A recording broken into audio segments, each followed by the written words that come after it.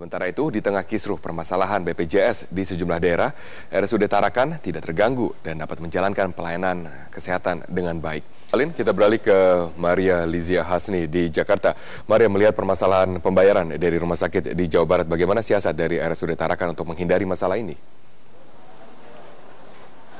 Robert, ya, siasat dari RSUD Tarakan untuk menangani permasalahan klaim pembayaran ini memang sedikit berbeda jika dibandingkan oleh rumah sakit daerah lainnya yang kita lihat memang banyak sekali terlibat permasalahan BPJS, khususnya hutang dan juga protes-protes dari para pasiennya. Nah, untuk di RSUD Tarakan di sini menerapkan sistem klaim artinya tidak menumpuk jangka panjang. Jika kita melihat misalnya contohnya di rumah sakit lain ini pembayaran ini biasanya dilakukan 1 bulan baru dikumpulkan kepada pihak BPJS. Nah, itu dapat menunggak proses verifikasi.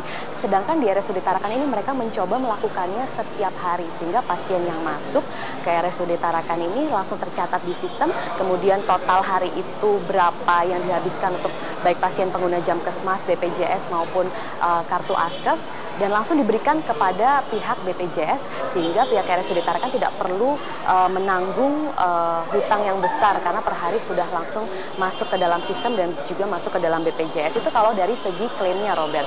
Kalau dari segi mengenai pelayanan pasiennya, di sini juga menerapkan sistem yang baru satu-satunya diterapkan oleh pihak rumah sakit umum daerah yang ada di Indonesia, yaitu dengan sistem online. Sehingga pihak rumah sakit, pihak pasien ini tidak perlu bolak-balik dari puskesmas ke rumah sakit untuk mendapatkan rujukan karena semuanya sudah terdata secara online dibantu dengan staf puskesmas dan juga staf RSUD Tarakan sendiri.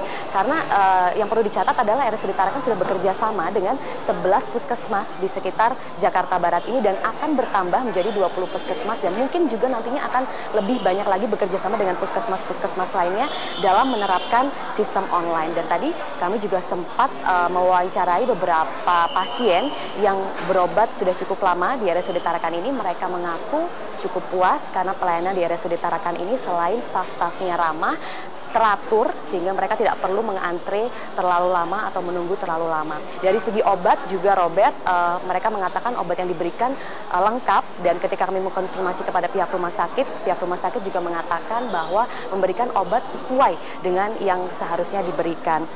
Dan berikut adalah petikan wawancara kami dengan Dr. Kusmedi Priharto mengenai trik-trik dan juga kiat-kiat yang dilakukan oleh RSUD Tarakan ini. Namanya juga DRG, ya. G itu artinya grouping. Berarti kita nggak bisa menilainya itu setiap satu penyakit satu pasien. Itu nggak bisa, kita lihat total semuanya bagaimana membiayai pembiayaan pelayanan itu di rumah sakit. Bahwasanya pembiayaannya itu mungkin ada yang cukup berlebih, mungkin ada yang kurang. Nah, itu sangat tergantung variasinya. Robert, siasat yang diterapkan oleh Rumah Sakit Umum Daerah Tarakan yang mungkin dapat menjadi contoh dan juga panutan bagi RSUD lain yang ada di Indonesia. Demikian, kembali ke Anda. Baik, terima kasih Maria Lizia Hasni atas informasi Anda dari Jakarta.